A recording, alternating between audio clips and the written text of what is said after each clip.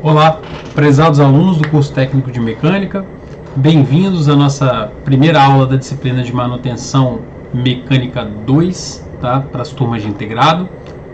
Para quem não me conhece, meu nome é professor Vitor Pinheiro, alguns já tiveram aula comigo em mais de uma vez ou nenhuma vez, mas fica a minha apresentação para vocês, tá? Vou falar rapidamente, pessoal, da minha trajetória, tá? Para quem não me conhece, eu sou engenheiro de petróleo e gás, engenheiro mecânico de formação, tenho uma especialidade na área de didática, né, na área de ensino, gosto muito dessa área de ensino-aprendizagem, técnicas de ensino, acho muito bacana.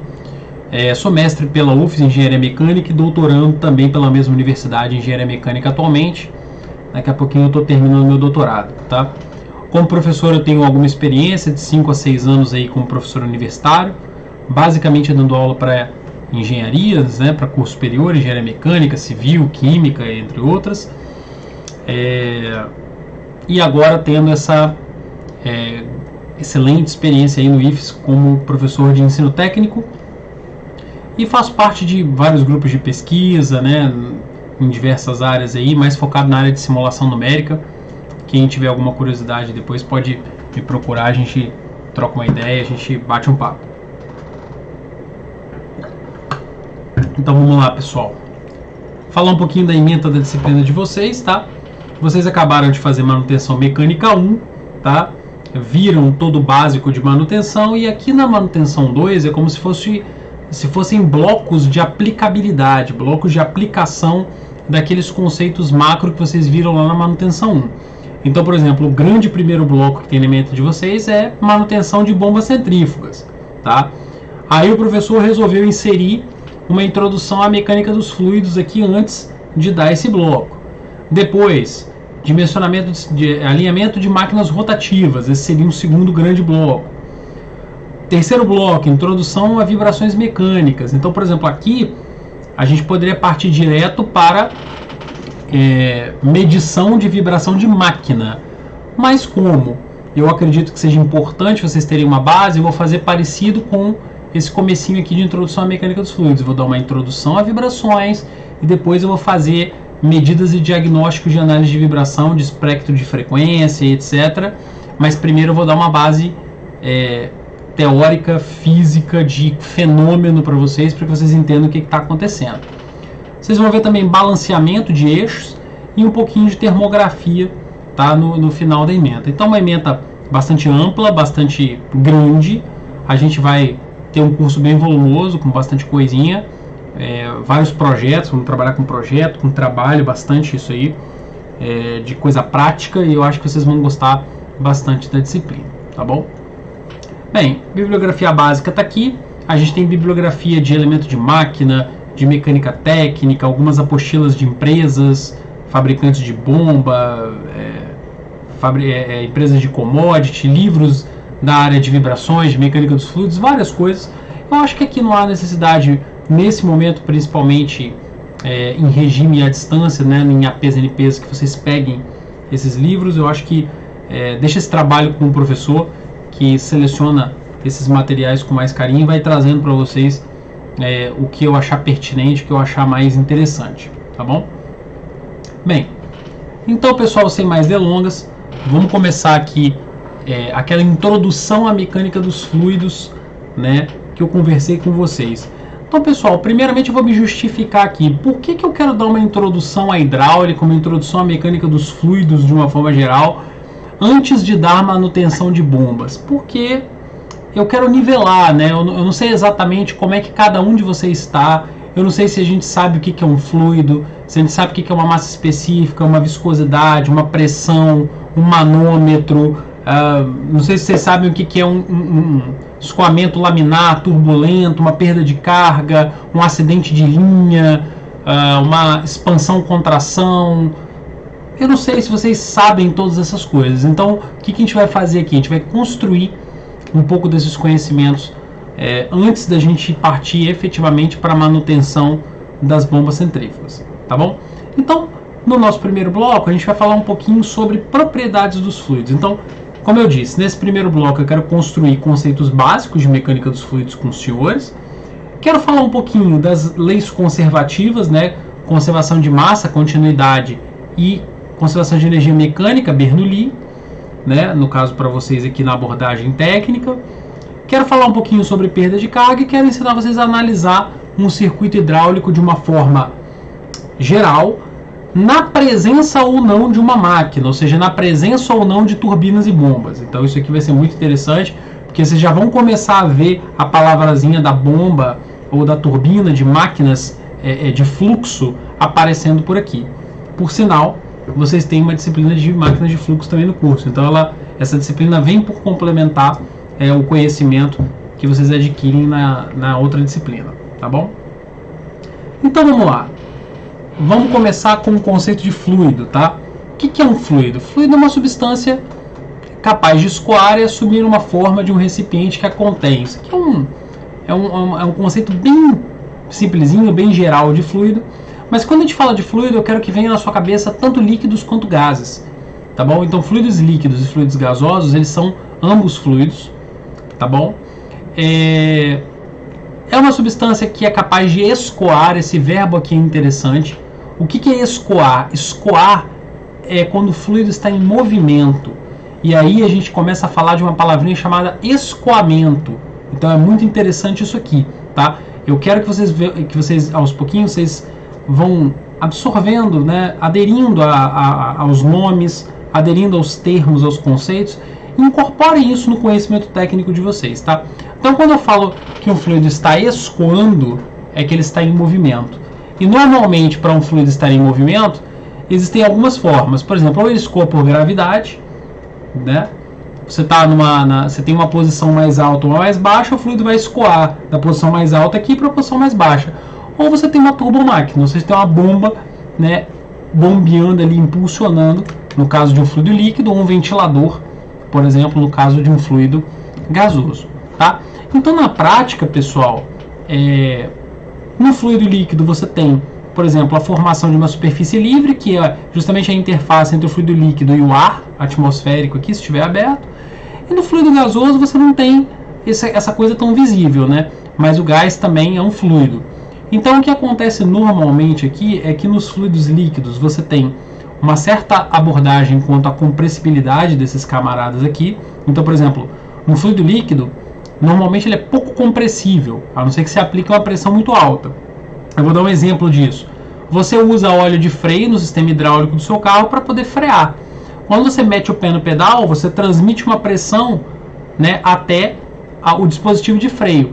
Mas aquele óleo de freio que está naquela linha ali, ele pouco comprime. Então o que acontece? Ele é um fluido líquido e naquela aplicação, se fosse um gás, não iria funcionar tão bem. Ok? Ao passo de que você tem amortecedores a gás em que você tem que ter esse fluido como gasoso e não como líquido. Então, o conceito de um fluido basicamente é uma substância que não resiste ali ao escoamento, ela logo entra em movimento, tá? E assume o formato do recipiente. Fluidos então podem ser líquidos ou gasosos, tá? E a gente também comentou um pouquinho a questão da compressibilidade aqui, só para poder inserir mais um termo na cabecinha de vocês, tá? Então vamos lá, algumas idealizações na mecânica dos fluidos. Então veja o seguinte, pessoal, às vezes a gente adota certas idealizações ou certos modelos que a gente chama para poder simplificar as análises que a gente faz em mecânica dos fluidos, tá? Vamos lá, só para dar uma amplitude para vocês. A mecânica dos fluidos é uma ciência grande, ampla, tá? E aqui no curso técnico, o que a gente faz? A gente vê a mecânica dos fluidos muito direcionada e muito simplificada no sentido de fazer cálculos hidráulicos simples, tá? Normalmente com fluido líquido, tá? E a gente vê só um pedacinho da mecânica dos fluidos. E estes modelos, né, como por exemplo o modelo de um fluido incompressível e o modelo de um fluido invícido, um fluido perfeito, um líquido perfeito, são modelos que servem para simplificar essa questão. Então, por exemplo, todo fluido, no final das contas, ele é compressível. Só depende da pressão, do nível de pressão que eu aplico nele. Mas existem fluidos, por exemplo, como os fluidos líquidos, que eles sofrem uma alteração tão pequenininha de volume, na medida que eu coloco pressão, que eu posso considerar que ele seja praticamente incompressível. Então, essa idealização do fluido incompressível é uma idealização muito importante, tá? Essa idealização do líquido perfeito aqui, eu não gostei tanto dela, mas tem uma outra idealização interessante, que é a idealização do fluido ideal, que é o fluido também chamado de invícido. Então, o que é um fluido ideal? Todo fluido tem uma característicazinha que a gente vai definir alguns slides agora à frente, chamada de viscosidade, tá bom? Viscosidade a gente vai definir mais à frente, mas é como se fosse uma resistência ao escoamento, ou seja, você quer colocar o fluido em movimento, mas ele tenta resistir. É como se fosse um atrito, tá? Então, o que acontece? Falando da questão do fluido ideal, eu considero que o meu fluido ele não tem viscosidade, que a viscosidade dele seja zero. É uma idealização? É uma simplificação? Também é. Mas existem casos em que essa simplificação é válida? Existem. Eu vou dar um exemplo para vocês bacana, prático, em que a idealização do fluido ideal ela pode ser utilizada. Em muitas análises de aerodinâmica de asas de avião, por exemplo, você acaba simplificando determinadas partes do escoamento ali do ar ao redor da asa do avião, considerando que naquelas partes o fluido não tenha viscosidade, que o fluido seja um fluido ideal. Então, você gera uma simplificação num problema prático sem perder precisão a depender de como que você faz a coisa. Então, olha como é que as hipóteses simplificadoras, os modelos, ou também chamadas de idealizações, né, elas cumprem um papel muito importante dentro da mecânica dos fluidos e cumprem um papel importante na mecânica em geral, tá? Em diversas ciências dentro da mecânica, tá bom? Então, fluido incompressível, fluido ideal que eu falei para vocês, são idealizações, são modelos, e são modelos muito utilizados, tá bom, para simplificar problemas práticos. Uma observação interessante aqui: alguns escoamentos gasosos, né, escoamentos em dutos de gás, a gente também pode fazer análises considerando que o gás, até uma determinada condição de operação, pode ser considerado também como fluido incompressível, tá? Então, outra curiosidade, tá? Esse modelo de incompressibilidade aqui do fluido. Bem, falar dessa questão dos modelos, das idealizações, essa parte mais conceitual, né, mais teórica, vamos tentar agora trabalhar algumas propriedades do fluido que a gente vai precisar, tá? A primeira delas, pessoal, é o peso específico, né? O que seria o peso específico de uma substância, tá? Ele seria o peso, quando eu falo peso aqui em cima, é massa vezes gravidade, dividido pelo volume que aquele fluido ocupa. Então, se eu pegar o peso de uma determinada porção daquele fluido e dividir pelo volume que ele ocupa, eu teria uma variável chamada gama, que seria o peso específico daquela substância. Bem, unidade seria unidade de força dividido por unidade de volume. No sistema internacional, Newton por metro quadrado. Ok? Só para vocês terem uma noção de quantitativo e de referência na cabeça, esse valor aqui para água é aproximadamente 10 mil. Ok? Aproximadamente 10 mil.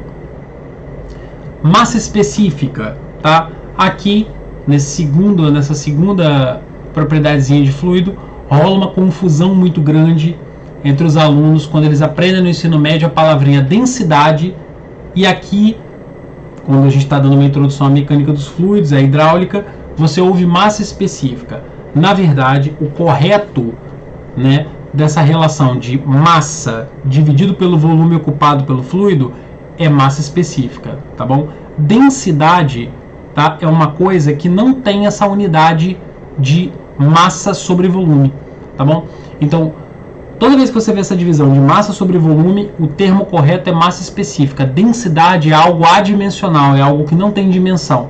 Densidade é uma comparação entre a massa específica de um fluido e a massa específica de uma referência. Exemplo, se eu dividir a massa específica do óleo pela da água, vai dar 0,8, vai dar um número. Isso é a densidade do óleo em relação à referência, que é a água. Então, o que acontece?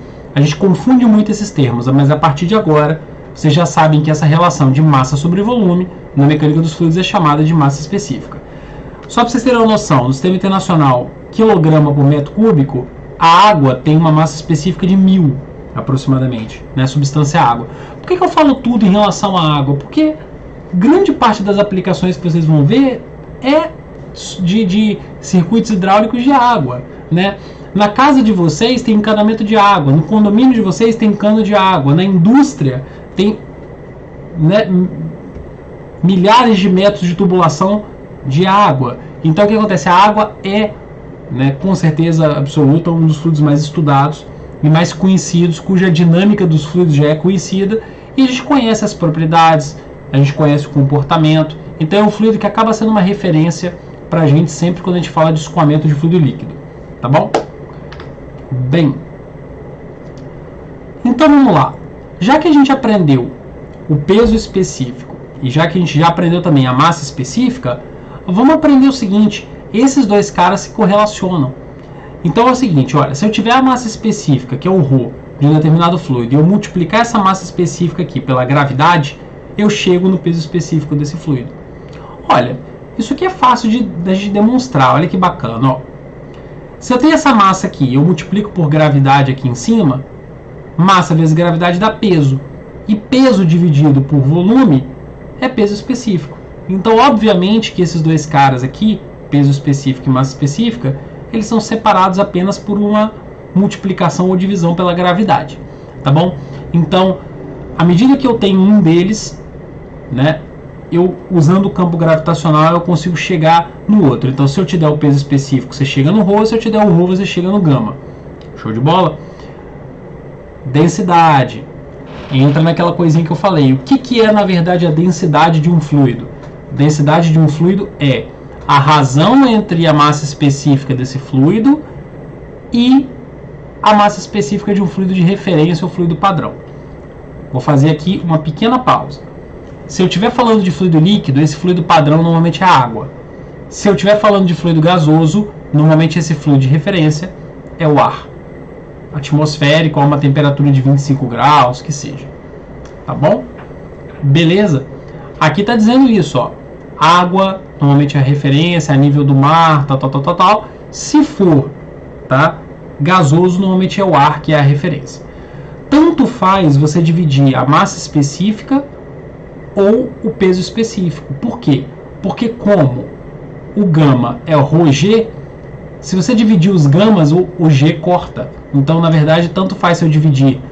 Se eu falar que a densidade é um quociente, é uma razão entre pesos específicos e massas específicas. Acaba dando o mesmo. Agora, repare, importante, densidade é uma coisa adimensional. Ou seja, vamos pegar um exemplo prático. Se eu pegar o óleo de freio do meu carro, ele tiver um ρ de 800. O ρ da água, que é a referência, é 1000. Eu divido 800 por 1000, dá 0,8. Significa o quê? Que a densidade do óleo de freio do meu carro é 0,8. Não tem unidade aí. Eu dividi massa específica por massa específica, o resultado é um número. É adimensional. Beleza? Aqui está essa observação bonitinha para vocês. Ó, a densidade é adimensional. Tá bom? O que eles falam aqui que também é interessante? Se você for ler uma literatura americana, uma coisa em inglês, você pode pegar isso na área quando estiver trabalhando, você vai perceber que eles usam o termo em inglês density para se referir à massa específica. Então toma cuidado, porque aqui no Brasil a gente tem isso muito bem estabelecido. Massa específica é massa sobre volume e densidade é um adimensional. Mas quando você pega uma literatura americana, um manual de uma máquina, alguma coisa assim, lá na indústria, você vai perceber que quando ele fala density e ele bota a unidade na frente de massa sobre volume, ele na verdade está querendo se referir à massa específica. Por isso que é tão importante a gente criar conceito no curso técnico, porque você com conceito você consegue adaptar a sua análise. Você sem conceito você não consegue entender do que o cara está querendo dizer, tá bom? E vocês vão pegar muito manual de empresa, manual de máquina na vida profissional de vocês. E para entender o que tem ali, você tem que ter a base conceitual, a base teórica bem posta. Beleza? Vamos falar sobre mais uma propriedadezinha, tá? Rapidinho. Viscosidade. Olha só. viscosidade física de um fluido, exprime a resistência ao escoamento. Aqui ele fala cisalhamento. Toda vez que você lê a palavrinha cisalhamento no contexto de mecânica dos fluidos, você pode associar a escoamento. Então o que acontece? A viscosidade acaba se traduzindo como uma resistência que o fluido tem para escoar, tá bom? Então o que acontece? Quanto maior a viscosidade de um fluido, maior é a resistência que ele apresenta para escoar. Eu vou dar um exemplo aqui de viscosidade para vocês. Mel e água. O mel ele tem uma viscosidade maior do que a da água. Se você pega, por exemplo, um recipiente com água e mel e você vira os dois, a água escoa com mais facilidade. O mel tem mais dificuldade de escoamento. Logo, a viscosidade do mel, intuitivamente, ela é maior do que a da água, tá bom? Mas cuidado, essa nossa intuição para alguns fluidos ela pode confundir. Depois eu vou dar alguns exemplos interessantes para vocês. Outra coisa, essa viscosidade do fluido, ela varia com a temperatura. E aqui, provavelmente, quem entende um pouquinho de mecânica automotiva já sacou. O que acontece? Óleo tem uma viscosidade bastante dependente da temperatura. Então, se eu aumento a temperatura, eu diminuo a viscosidade. Ou seja, a resistência para escoar fica menor. À medida que o óleo esfria, ele vai tendendo a ter uma maior resistência de escoamento.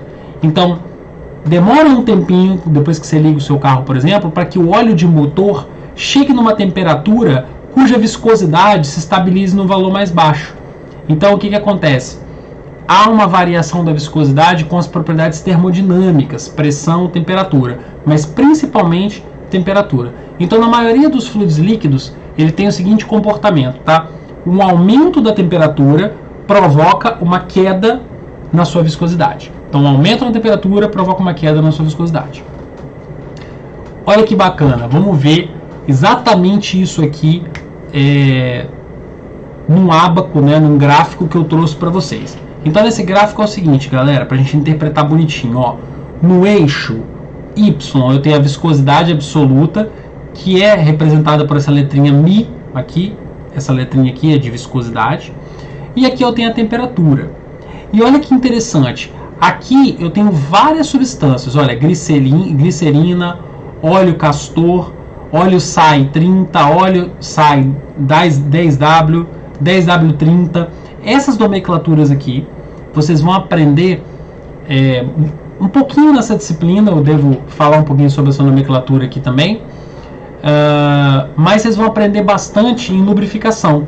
Então, o que acontece? O que eu estou vendo aqui? Ó? À medida que eu aumento a temperatura, há uma redução significativa da viscosidade para esses camaradas aqui, ó, glicerina e vários tipos de óleo. A água, por sua vez, ela tem uma variação da viscosidade com a temperatura, mas não é tão sensível, por exemplo, como um óleo. Aqui você vê que é bem mais inclinado, né? Então a água não sofre tanto disso. E eu chego aqui no final e eu vejo alguns fluidos gasosos. Hélio, que é um gás perfeito, metano, que é um hidrocarboneto, gás carbônico, né, dióxido de carbono, CO2. Então aqui há inclusive um ligeiro aumento da viscosidade com a temperatura. Então alguns gases eles se comportam como? Aumenta a temperatura, aumenta um pouquinho a viscosidade, né? Mas questão de aplicação prática mesmo, esse efeito aqui dos óleos aqui é muito impactante nas aplicações práticas, entendeu? Então quando você dimensiona um sistema que usa óleo para alguma coisa, e esse sistema ele vai ser submetido a transferências de calor, onde essa temperatura vai aumentar ou diminuir, como é o caso de um motor de carro, você tem que ter uma previsão de qual será a viscosidade desse óleo, né, na sua temperatura mais fria e também na sua temperatura de operação, que seria a temperatura, digamos assim, de funcionamento do sistema, né, quando ele está mais quente, tá? Então, interessante essa variação da viscosidade com a temperatura. Talvez eu proponha um trabalho sobre isso, porque tem umas correlações muito legais dessa relação de viscosidade com a parte térmica, e eu talvez peça alguma coisinha para vocês. Vou bolar algo, tá? Bem, deixa eu dar uma olhada nisso aqui, se isso aqui também vai, tá? Olha, isso aqui eu acho que não precisa por agora. Lei de viscosidade de Newton. Se precisar, depois eu volto com vocês, tá? O que eu queria era isso aqui, ó, viscosidade absoluta. A letrinha da viscosidade que a gente acabou de falar é μ, tá? As principais unidades, olha, no sistema internacional, você vai medir isso em Pascal vezes segundo, tá? Que vai dar Newton vezes segundo sobre metro quadrado no sistema internacional. Então, Pascal vezes segundo. Lembrando que Newton sobre metro quadrado é Pascal, tá bom? Que também é a unidade de pressão que a gente vai ver mais para frente. Outras unidades comuns de viscosidade, centipoase, tá? Poase. Na área de petróleo você tem API, que também é uma outra grau API, que também é uma outra medida de viscosidade, tá? E lembrando que a viscosidade é aquela resistência ao escoamento, a resistência ao cisalhamento, tá? Que o fluido sofre. Essa viscosidade μ é chamada viscosidade dinâmica ou absoluta, mas nós temos outra viscosidade, chamada viscosidade cinemática, que é quando eu pego o μ e divido pela massa específica do fluido. Então, essa letrinha aqui, nu, tá bom? O μ, né? Essa aqui μ e essa aqui ni, que é tipo um V esquisitinho, é quando eu pego a minha viscosidade absoluta e eu divido pela massa específica, tá bom? Então, lembrando, viscosidade dinâmica ou absoluta, μ. Viscosidade cinemática, ni, ok? Vocês podem ver os dois, tá? Vocês vão acessar tabelas e alguns projetos que a gente vai fazer, que vai ter tanto a viscosidade absoluta quanto a viscosidade cinemática, tá? Bem, pessoal, vou fazer o seguinte, deixa eu ver o que tem por aqui.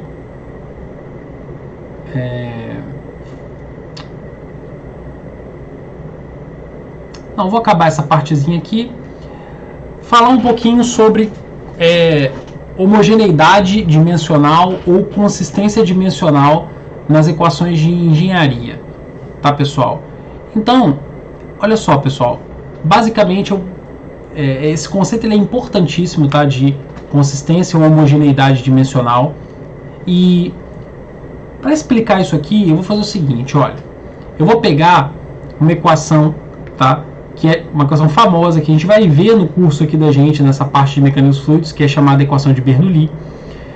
E eu vou entender o seguinte, olha, eu vou comentar uma coisa com vocês, eu vou contar um fato para vocês, vocês vão acreditar em mim, e a gente vai tentar confirmar esse fato, e ao confirmar esse fato, a gente vai conseguir conceituar o que é essa tal da consistência dimensional. Então vamos na sequência que eu falei com vocês, olha só. O fato é, esta equação de Bernoulli é uma equação de conservação de energia mecânica. Eu estou contando isso para vocês. É uma conservação de energia mecânica. Visto isso, eu vou tentar analisar as unidades, né, as dimensões de cada termo dessa equação. Olha, pressão sobre ρ, talvez me dê trabalho de analisar. Velocidade ao quadrado. Velocidade é metro por segundo. Mas pode ser comprimento sobre tempo, se eu estiver falando de dimensão. Aí se eu elevo ao quadrado, fica comprimento ao quadrado sobre tempo ao quadrado. Ou em termos de unidade, metro quadrado sobre segundo quadrado. Eu não sei o que significa metro ao quadrado sobre segundo ao quadrado, não me é familiar. Aí eu falo, poxa, o primeiro termo está esquisitinho. O segundo termo está enjoado de analisar. Vamos tentar o terceiro, olha só. G, gravidade, e Z é uma cota, é uma altura. Olha só, quando você estudou no ensino médio energia potencial gravitacional, era exatamente esse formato aqui, só que tinha uma massa multiplicando. Então era massa vezes gravidade vezes altura. Então, na verdade, se massa vezes gravidade vezes altura é energia, gravidade vezes altura é energia por unidade de massa. Então, olha que bacana. Nós já sabemos agora que essa equação aqui, todos os termos estão em energia por unidade de massa. Agora, se você se relembrar também da expressão de energia cinética lá do ensino médio, você vai lembrar que a energia cinética calculava-se massa vezes velocidade ao quadrado sobre 2. Esse segundo termo aqui, por exemplo, é exatamente a energia cinética dividido pela massa. A massa vai cortar. Ficou só a velocidade ao quadrado sobre 2. Então também é energia sobre massa. E esse aqui, mesmo que você não consiga enxergar agora, eu posso te garantir que ele também é um termo de energia sobre massa. Então, vista essa conclusão que nós fizemos agora, o que é a consistência dimensional de uma equação? De qualquer equação que você achar na área técnica, tá bom? A consistência dimensional é aquela característica da equação que garante que esse termo e esse termo tenham a mesma dimensão. Então, se eu estou somando três coisas que têm a mesma dimensão, é como se eu estivesse somando maçã com maçã. Se um deles não tiver a mesma dimensão, é como se eu estivesse tentando somar maçã com banana. Não vai dar certo, ok? Então, a consistência dimensional é justamente isso, tá, pessoal? Eu poderia dar vários exemplos, tá? Depois eu trago outros exemplos para vocês. Mas, por exemplo, você pegar qualquer formulazinha de física que você conhece e você testar essa consistência dimensional, você vai ver, de preferência uma fórmula maior, que tenha vários termos somando de um lado e de outro, você vai ver que essa coisa bate. Ou seja, cada termo da equação vai ter exatamente as mesmas dimensões. Isso é muito bacana, tá bom? Bem, então pessoal, vou encerrar aqui com uma tabelinha bem interessante, onde ele traz aqui alguns óleos de máquina, vários óleos de máquina aqui, e ele traz a viscosidade de cada um deles. Então, à medida que eu vou descendo aqui na tabelinha, eu tenho viscosidades cada vez maiores, tá bom? E lembrando que toda vez que o cara te dá uma viscosidade, ele tem que te falar em qual temperatura que aquela viscosidade foi medida.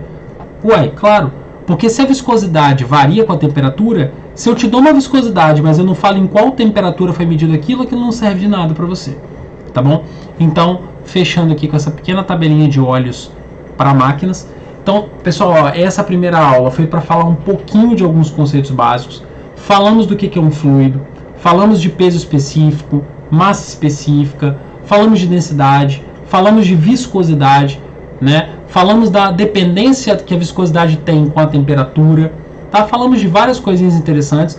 Começamos a introduzir o assunto de mecânica dos fluidos, tá? E eu vou bem devagarinho nesse assunto, que eu sei que é um assunto um pouquinho árido. Esse material aqui ele foi baseado num catálogo de uma fabricante de bombas, justamente porque eu queria dar assim uma pegada mais prática de ensinar uma pequena quantidade de conceitos que vocês precisam e a partir daqueles conceitos já aplicar digamos assim, no contexto de um sistema de bombeamento, tá bom?